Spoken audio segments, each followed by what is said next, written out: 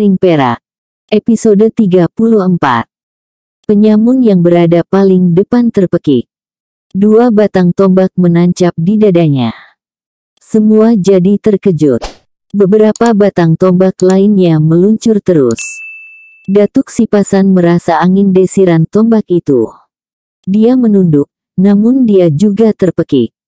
Bahu kirinya dekat persambungan dengan lengannya dihantam tombak. Pekik berikutnya terdengar dari mulut Datuk Nan Hitam, adik Rajo Tuo.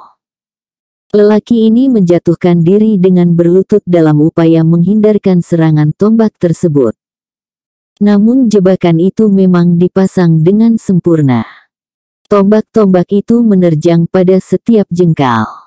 Datuk Hitam itu dihantam 4 batang tombak yang memang dipasang rendah.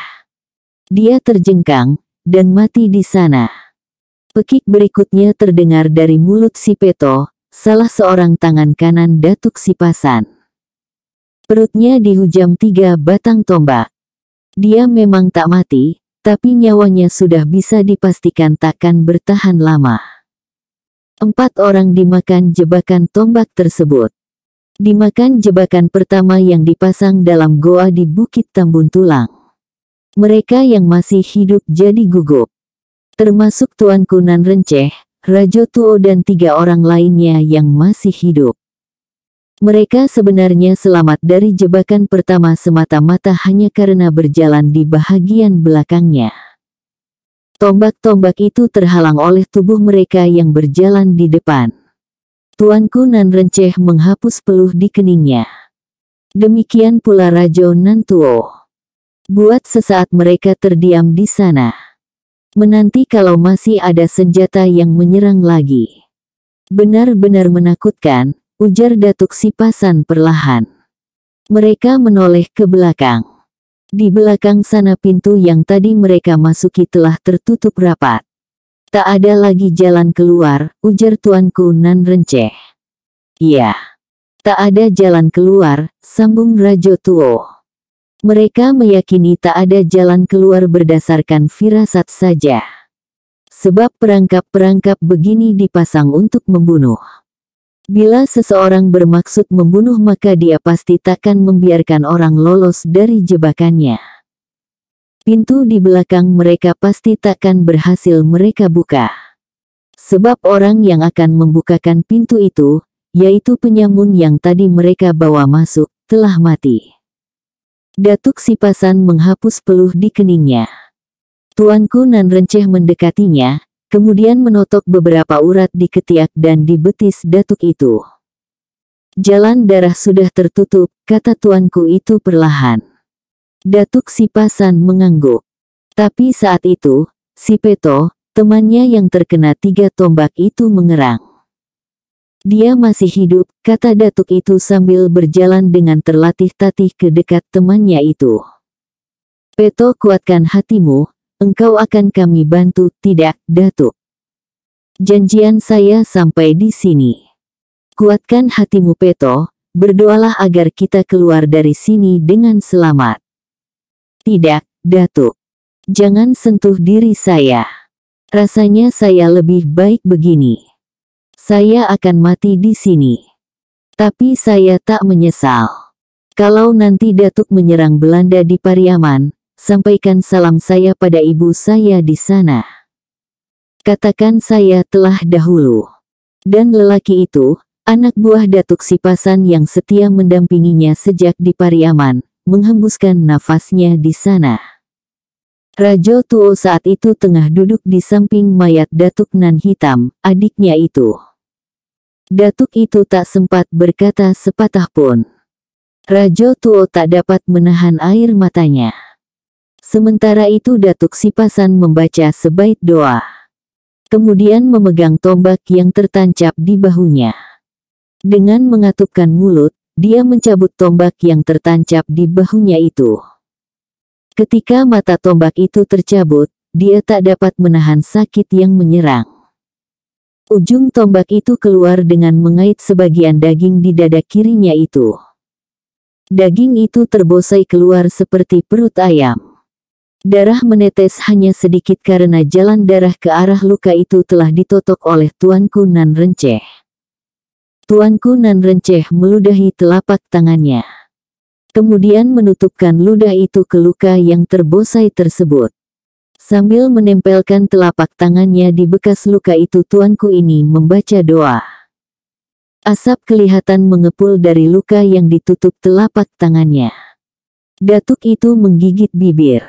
Dan tiba-tiba dengan menyebut, Allahu Akbar, Tuanku Nan Renceh melepaskan telapak tangannya. Ajaib, pemuka Islam dari Tilatang Kamang ini ternyata berhasil menyembuhkan luka di dada datuk itu. Kini yang terlihat hanyalah bekas luka. Terima kasih, kata Datuk Sipasan takjub. Bagaimana kini?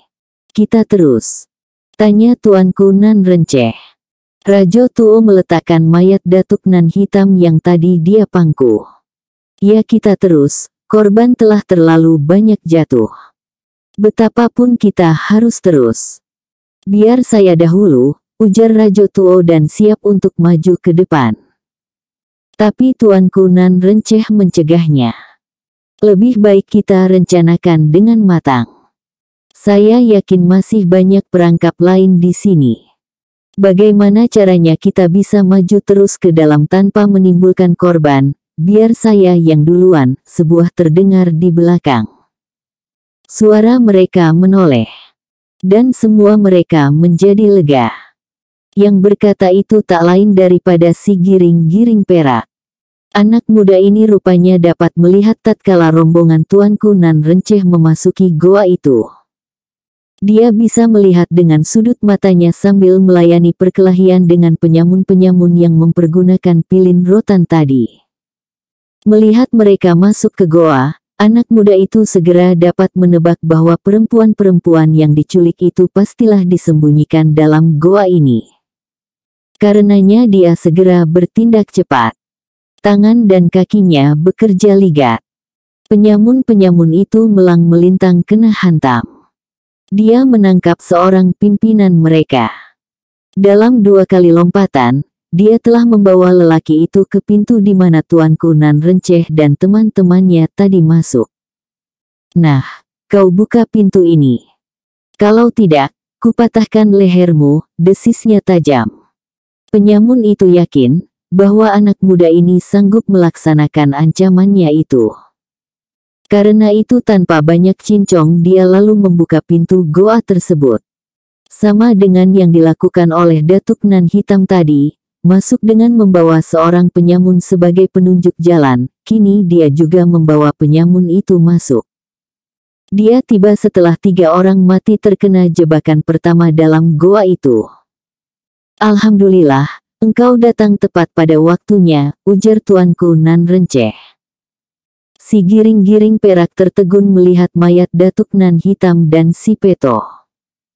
Mulut anak muda ini mengatup rapat. Nyata sekali dia menjadi berang. Tiba-tiba suaranya terdengar bergema lantang. Harimau Tambun Tulang. Hari ini aku bersumpah untuk membunuhmu dan memusnahkan Bukit Tambun Tulang ini. Demi kekejaman dan bencana yang telah kau tebar di Minangkabau. Demi Allah, aku bersumpah akan membunuhmu. Suaranya bergema dalam goa itu. Menegakkan bulu roma semua orang yang ada di sana. Suara itu bersiponggang. Anak muda itu tahu dalam goa ini pasti banyak jebakan. Karena itu dia menoleh pada penyamun yang tadi dia tangkap dan dia bawa masuk.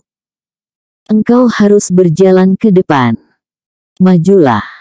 Suara anak muda ini terdengar bernada dingin. Tapi penyamun itu segera menyahut. Seorang satria harus menepati janjinya. Di luar tadi engkau telah berjanji, kalau saya menunjukkan cara membuka pintu goa ini, saya akan kau bebaskan. Kenapa engkau tak menepati janjimu? Si Giring-Giring Perak termangu. Demikian pula Tuanku Nan Renceh dan yang lain-lain. Anak muda ini akhirnya menarik nafas. Lalu bicara. Engkau benar. Saya telah berjanji akan membebaskan dirimu. Baik, keluarlah. Tapi bawa serta semua teman-temanmu. Kalau kami keluar dari goa ini nanti, ternyata kalian masih ada di luar, kalian akan saya bunuh satu demi satu. Tinggalkanlah bukit ini dan jangan jadi penyamun lagi. Lelaki itu jadi terharu. Dia tak menyangka sedikit pun bahwa akan dibebaskan begitu saja. Tadi dia hanya asal bicara saja. Tak tahunya orang-orang ini memang para ksatria yang jujur. Yang menepati janji meskipun mereka telah dianiaya begitu rupa. Terima kasih anak muda. Saya takkan melupakan budi kalian. Terima kasih. Sehabis berkata, dia membungkuk memberi hormat. Kemudian melangkah kembali ke pintu menuju keluar. Kita maju, ujar anak muda itu sambil mulai melangkah. Tapi tiba-tiba dia terhenti. Di lantai, dia melihat beberapa batang anak panah. Dia memungutnya. Anak panah, katanya perlahan sambil memperlihatkannya pada tuanku Nan Renceh dan teman-temannya yang di belakang. Ini pasti dari sebuah jebakan. Tuanku Nan Renceh berkata perlahan. Mereka melihat ke arah jalan yang akan mereka tuju. Kalau anak panah ini telah dilepas dari jebakannya, berarti ada orang yang telah menyentuh perangkapnya, suara Rajo Tuo terdengar menimpali. Semua mereka saling berpandangan. Kalau begitu pasti sudah ada orang lain yang lebih duluan dari kita. Datuk Sipasan berkata pula. Semua mereka kembali terdiam. Akhirnya tuanku Nan Renceh bicara. Atau mungkin ada di antara yang tertahan di goa ini yang berniat melarikan diri. Tapi terjebak oleh panah-panah ini. Semua mereka kembali terdiam. Rajo Tuo berfirasat bahwa anaknya lah yang coba keluar dari goa ini. Lalu anaknya itu terkena jebakan panah-panah ini. Sebaliknya Datuk Sipasan juga menyangka bahwa istrinya lah yang berniat melarikan diri dan terkena jebakan ini. Antara firasat Rajo Tuo dan Datuk Sipasan, maka firasat Rajo Tuo lah yang benar. Panah yang dipungut si giring-giring perak itu memang anak panah yang lepas tatkala perangkap di lantai disentuh oleh kaki Putih Nuri. Beberapa batang menancap di tubuhnya. Tapi beberapa batang lagi luput. Panah yang luput itulah kini yang berada di tangan si giring-giring perak. Mereka mulai lagi melangkah tapak demi tapak dengan hati-hati. Tiba-tiba mata mereka melihat bercak cairan yang menggenang di lantai. Si giring-giring perak yang berada paling depan segera menunduk meraba cairan itu. Darah, katanya. Mereka saling berpandangan. Di dekat darah itu ada beberapa patahan anak panah lagi. Yaitu anak panah yang tadi dipatahkan oleh Siti Nilam dari tubuh Putih Nuri untuk dapat memangkunya. Si giring-giring perak tiba-tiba kembali ke belakang. Dia mengambil mayat penyamun yang mati kena tombak pertama tadi. Dalam waktu singkat dia berada kembali dekat darah Putih Nuri itu. Sesaat semua orang lain masih terheran-heran untuk apa mayat itu diangkat. Anak muda ini melemparkan mayat tersebut ke depan. Semua orang jadi terkejut. Memperlakukan mayat seperti itu tak bisa mereka terima. Hal ini terutama amat terasa oleh tuanku Nan Renceh. Tidak baik memperlakukan mayat seperti itu anak muda. Ketika dia masih hidup, dia memang seorang penjahat. Tetapi setelah arwahnya tiada, tubuhnya tak berdosa apa-apa. Si giring-giring perak sendiri mengetahui bahwa perbuatannya ini tercela. Tetapi amarahnya sudah demikian memuncak. Tubuh penyamun itu berguling di sepanjang lorong goa. Tiba-tiba 4 depa di depan mereka. Lantai goa itu terbuka tatkala dilalui oleh mayat penyamun yang dilemparkan si giring-giring perak. Jebakan ketigalah yang terbuka itu. Mayat itu segera berguling masuk ke dalam perangkap tersebut. Kemudian lantai goa itu menutup kembali. Mereka saling berpandangan. Tiba-tiba terdengar suara bergema. Hehehe, kalian takkan pernah selamat keluar dari goa ini. Setiap yang masuk tak bisa keluar. Hehehe, Waang yang bernama Datuk Sipasan, apa yang Waang cari di goa ini? Bini Waang.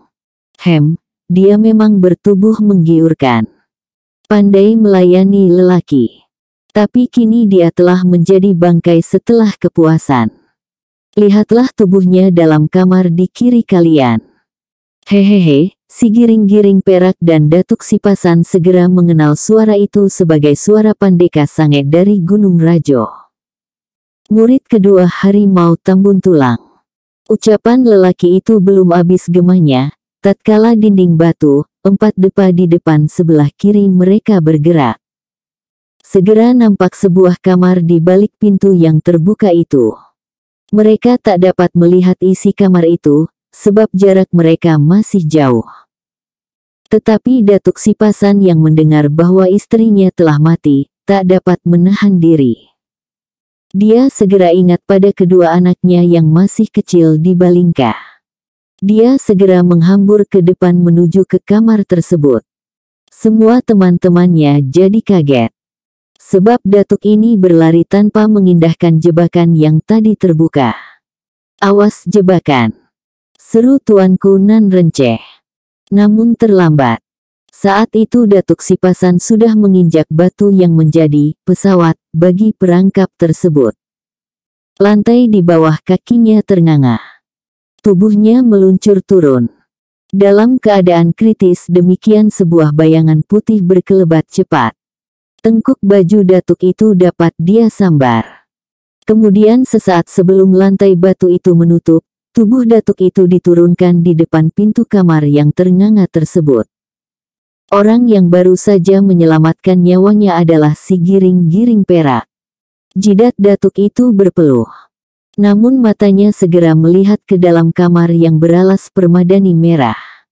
Di tengah ruangan dia lihat sosok tubuh terbaring. Meski dia belum melihat jelas, namun Datuk itu sudah merasa pasti bahwa tubuh yang berselimut permadani merah itu adalah tubuh istrinya.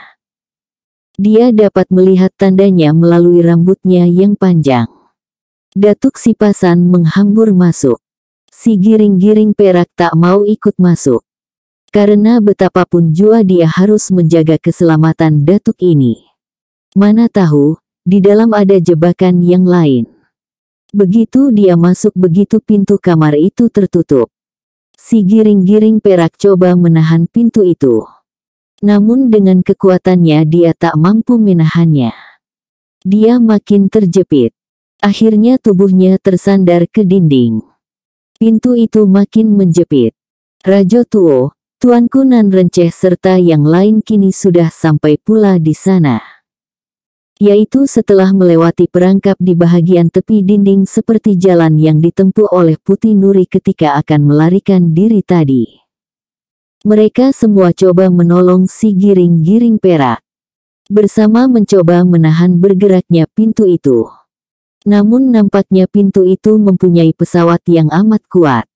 Tiba-tiba terdengar suara tawa Pandeka Sange. "Hehe Buyung, nasibmu memang malang. Engkau terbunuh justru bukan di dalam perangkap. Hanya orang bodoh yang mati terjepit oleh pintu. Kenapa Waang tak mempergunakan ilmu Waang menolak pintu itu?" Hehe. Suara ini menyadarkan si giring-giring perak. Ya, kenapa dia tak mempergunakan tenaga dalamnya yang berasal dari ilmu tikam tuo? Bukankah jurus keempat, yaitu jurus Sa, adalah jurus tenaga dalam yang tangguh? Dalam waktu yang amat singkat dia menyatukan makrifat, kemudian dengan sebuah bentakan, tangannya mendorong lagi ke depan. Pintu itu terhenti. Tapi hanya berhenti sebentar. Kemudian bergerak lagi.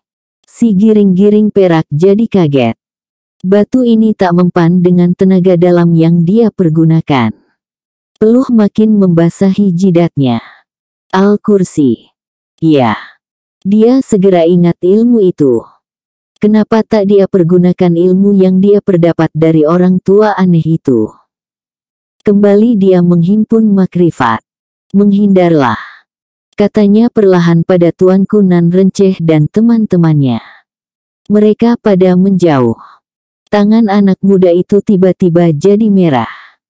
Lalu dengan mengucapkan, "Bismillah," dia mendorong batu itu perlahan saja. Batu itu kembali terhenti. Kemudian tiba-tiba terdengar suara gemuruh, pintu batu itu tercampak. Rubuh. Rupanya pesawatnya yang tangguh itu patah dihantam tenaga dalam anak muda ini. "Al-Kursi," kata tuanku nan renceh perlahan. Yang lain pada tertegun melihat demonstrasi kekuatan itu. Tapi mereka segera sadar tatkala Datuk Sipasan telah tegak di depan pintu. Dia tertegak memangku mayat istrinya yang berselimut permadani merah. "Innalillah." Rajo Tuo berbisik perlahan. Si giring-giring perak menundukkan kepala. Betapapun jua, dia banyak berhutang budi kepada istri Datuk ini. Perempuan ini telah merawat dirinya bersama Siti Nilam tatkala dia terluka dalam perkelahian melawan Pandeka Sange dulu. Tiba-tiba terdengar lagi suara tawa Pandeka Sange. "Hehe, istrimu memang perempuan hebat, Datuk. Tapi dia telah kurang ajar membunuh harimau kumbang. Padahal kakak seperguruan saya itu telah memberikan kenikmatan yang sempurna padanya." Mereka saling pandang.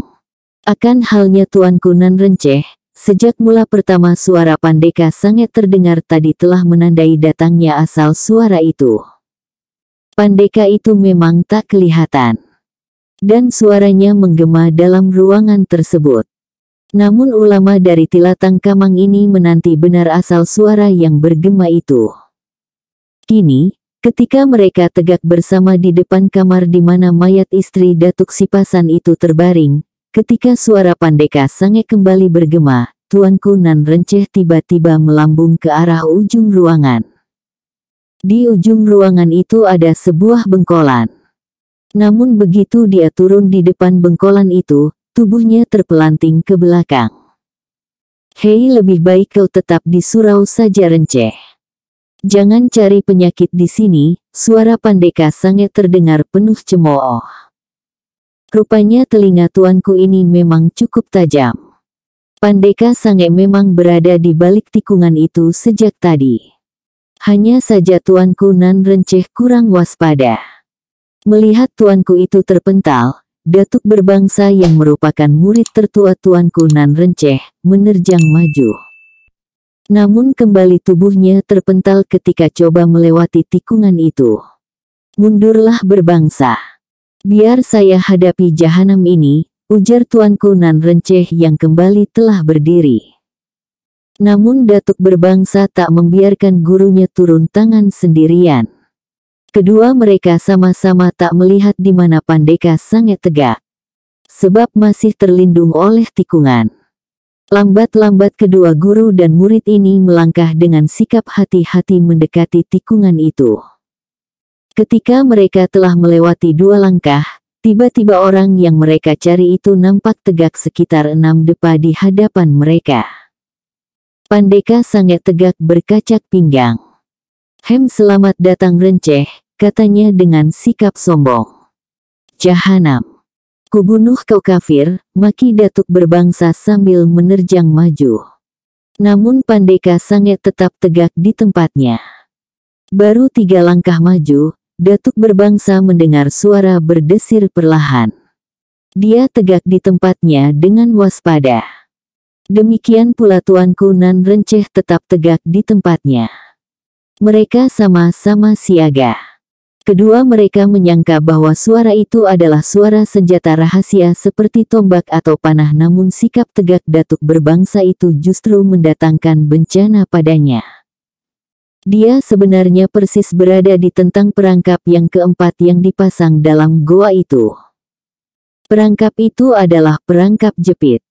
Suara berdesir perlahan itu adalah suara bergeraknya kedua sisi dinding di kiri kanan yang menjepit ke arahnya. Jepitan dinding itu amat cepat. "Awas perangkap." Datuk berbangsa memang sudah menyangka hal ini, sudut matanya sempat menangkap bergeraknya kedua sisi dinding itu. Kalau dia melambung ke belakang, maka gerakan ke belakang akan lambat dibandingkan dengan gerakan maju ke depan. Barangkali dia akan terlambat untuk melompat ke belakang. Makanya dia menghimpun segenap tenaga. Ketika dinding itu mulai bergerak, tubuhnya melompat ke depan menerjang Pandeka Sange. Ini adalah gerakan berjibaku. Datuk ini berlomba dengan waktu. Namun yang dihadapi adalah murid kedua harimau Tambun Tulang. Pandeka Sange, yang ketinggian ilmunya sudah terkenal. Begitu tubuh Datuk berbangsa melambung, dia segera tahu bahwa serangan itu adalah gerak nekat. Pandeka ini mengangkat tangan, ketika tubuh Datuk berbangsa mendekat, kakinya bergerak. Tapi serangan Datuk itu dalam bentuk sebuah pukulan mendarat di wajah si Pandeka. Hanya saja tendangan kaki Pandeka ini mendarat dengan telak di perut Datuk berbangsa. Pandeka Sange tersurut 2 langkah terkena hantaman pukulan Datuk berbangsa. Bibirnya pecah. Namun Datuk berbangsa sendiri terguling kembali ke belakang terkena tendangan Pandeka Sange tersebut. Waktu tubuhnya terguling itulah perangkap itu merapat dengan kekuatan yang tak bisa dibayangkan hebatnya. Terdengar pekik yang terputus tiba-tiba. Tubuh Datuk berbangsa lumat terjepit kedua sisi dinding goa itu. Darah memercik dari sela-selanya. Hanya sekejap, kedua sisi dinding itu kembali lagi ke tempat semula. Dinding itu kini dilumuri oleh bercak darah. Sementara di tengah ruangan, tubuh Datuk berbangsa terhantar gepeng. Tuanku Nan Rence itu menggurimin. Nampaknya dia membaca doa.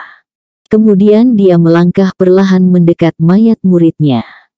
Saat itu si Giring-Giring Perak dan Rajo Tuo serta Datuk Sipasan sampai di sana. Mereka terkejut melihat tuanku itu maju langkah demi langkah. Itu berarti dia maju ke tempat perangkap. Awas perangkap, tuanku. Rajo Tuo berseru memperingatkan. Namun tuanku itu berjalan terus dengan diam. Mereka yang lain terpaksa melihatnya dengan tegang. Kini tuanku itu telah memijak pesawat yang menjadi perangkap tersebut. Kembali suara berdesir perlahan terdengar. Namun tuanku itu tetap berlutut di dekat mayat muridnya. Dinding batu di kiri kanannya bergerak dengan cepat menjepit. Tuanku Nan Renceh seperti tak melihat dinding itu. Awas! Si Giring-Giring Perak berseru. Namun suatu hal yang luar biasa terjadi. Tubuh tuanku Nan Renceh tiba-tiba melesat sambil memangku mayat muridnya. Suara dinding itu beradu terdengar menggetarkan goa. Pandeka Sange sendiri tertegun melihat kecepatan tuanku itu bergerak. Dalam saat yang amat singkat itu dipergunakan oleh tuanku Nan Renceh untuk menyerang Pandeka Sange. Meski Pandeka ini telah mengelak dengan kecepatan yang sulit diukur, tapi tetap saja tendangan tuanku itu menghantam pinggangnya. Pandeka Sange tersurut 2 langkah. Mukanya jadi merah. Mereka saling pandang, sementara tuanku Nan Renceh meletakkan mayat muridnya. Kalian takkan pernah keluar dari goa ini dengan selamat, gumam Pandeka Sange perlahan. Namun tuanku Nan Renceh kembali menyerang dengan jurus-jurus silat Kumango yang telak dan cepat. Pandeka Sange mau tak mau terpaksa melayani perkelahian itu. Dia segera mempergunakan silet harimau dari Tambun Tulang yang terkenal tangguh itu. Silat itulah dahulu yang sempat melukai si Giring-Giring Perak di rimba Silayang. Melihat Pandeka Sange merendah di lantai goa, dengan cengkeraman kuku tangannya mirip cakar harimau, tuanku Nan Renceh segera arif jurus yang akan dipergunakannya. Tuanku yang bertubuh kecil ini tegak dengan memegang tasbih di tangan kanannya. Tiba-tiba dengan geraman yang menakutkan Pandeka itu menerjang maju. Serangannya mengarah pada kepala dan perut. Namun tak kalah cepatnya, tuanku Nan Renceh berkelit ke samping. Serangan itu lewat di sisinya. Tuanku itu menghantamkan tasbihnya ke tengkuk Pandeka Sange. Namun dengan sigap, tangan kanan Pandeka itu menghantam ke belakang. Serangan Tuanku Nan Renceh dihantam sisi tangan Pandeka Sange. Satu jurus berlalu. Kini mereka tegak berhadapan dalam jarak 2 depa. Pandeka Sange tetap merendah mempergunakan sifat harimaunya. Sementara Tuanku Nan Renceh tetap tegak dengan kaki dipentang selebar bahu.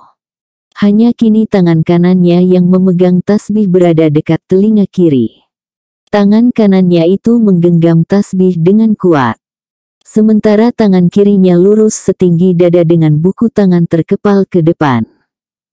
Mereka bertatapan. Bertatapan dengan sikap siaga, tanpa bergerak sedikit pun. Ada beberapa saat mereka lalui seperti itu. Kemudian Pandeka Sangeklah yang kembali membuka serangan. Dia maju selangkah mendekati Tuanku Nan Renceh yang tetap tegak dalam sikap seperti tadi. Selangkah lagi dia maju, dan tiba-tiba dia berbalik. Berbalik sambil menjatuhkan kedua tangannya ke depan. Kemudian kaki kanannya menendang ke belakang. Sebuah cuek belakang yang lumrah terdapat dalam seluruh silat Minangkabau. Namun Tuanku Nan Renceh yakin itu adalah suatu gerak tipuan. Karena mustahil seorang pesilat tangguh seperti Pandeka Sange akan mempergunakan jurus pasaran seperti itu. Itulah sebabnya kenapa Tuanku Nan Renceh tetap tak bergerak sedikit pun. Dan benar, serangan itu memang serangan tipuan. Karena sebelum terjangan belakangnya itu mencapai sasaran, tubuhnya tiba-tiba berputar amat cepat. Kini Pandeka itu menyerang dengan serangan cakar harimau dengan jurus-jurus maut. Serangannya bergantian dengan amat cepat. Mula-mula cakarnya menghantam leher. Ketika Tuanku Nan Renceh menangkis, serangan tangan berikutnya menghantam hulu hati. Ketika tangan Tuanku Nan Renceh bergerak pula menjaga tempat itu, serangan berikutnya berupa tendangan menghantam selangkangnya. Bukan main cepat dan bukan main berbahayanya serangan ini. Namun silat kumango yang dimiliki Tuanku Nan Renceh bukan sembarangan kumango pula. Dia juga telah mencapai ketinggian ilmu yang dapat diandalkan. 11 jurus berlalu. Semua serangan Pandeka Sange gagal. Tiba-tiba dia terhenti dengan tubuh merapat ke lantai. Kaki belakangnya mengais-ngais. Mirip seekor harimau yang akan menerkam mangsanya. Bersambung.